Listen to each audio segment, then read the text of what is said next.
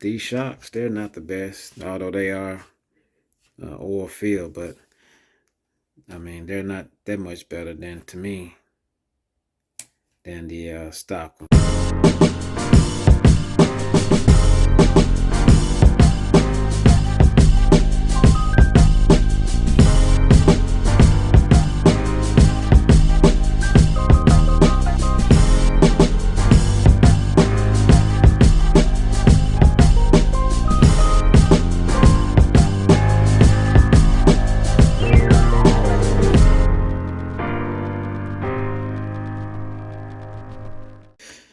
Alright guys, I'm getting closer and closer in this process of completing the brushless conversion of the SG1205.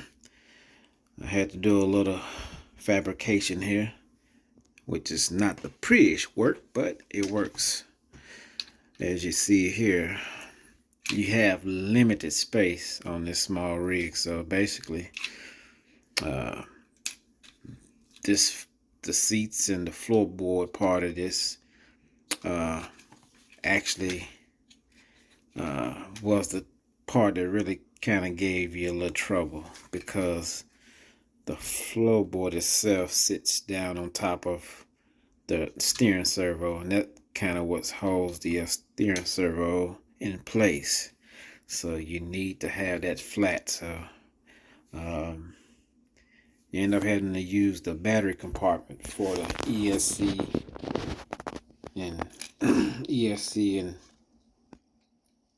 receiver combo here. So as you can see there, so that's tucked down inside the battery compartment. Had to cut into the floorboard there to bring up these wires, the battery connection and the motor ESC connecting wires. They wouldn't lay flat because, like I said, it's not enough room for it to clear the floorboard, so the floorboard can sit flat on the frame when you screw it down. So, and like I said, you have to have this flat so it can hold down the servo in place. And also, like I said, this floorboard also is a part of the front diff cover. So I had to kind of think and said, okay, time to do some cutting. So I got the motor wires coming through the center console here, and then I have the ESC wires and coming through the floorboard. I also have the power switch coming through the center console as well. So now we got it to sit flat, as you can see. And so it's not the prettiest thing, but it works.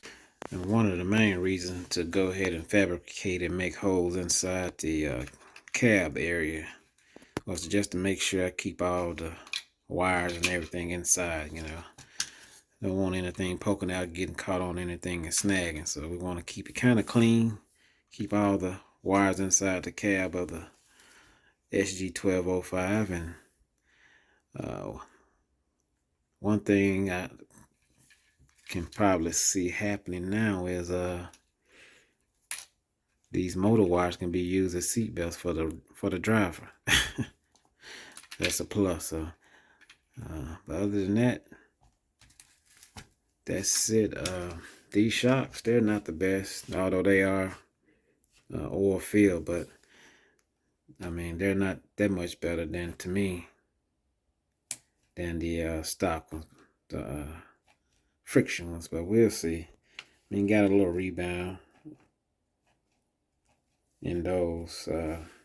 I filled them to the max and overfilled them until they came out. The back I didn't do so much. They already had oil in them, and I didn't really add any more in them. So, and this is what you're getting. So we're gonna see how this rig performs with these new shocks and with the new brushless system.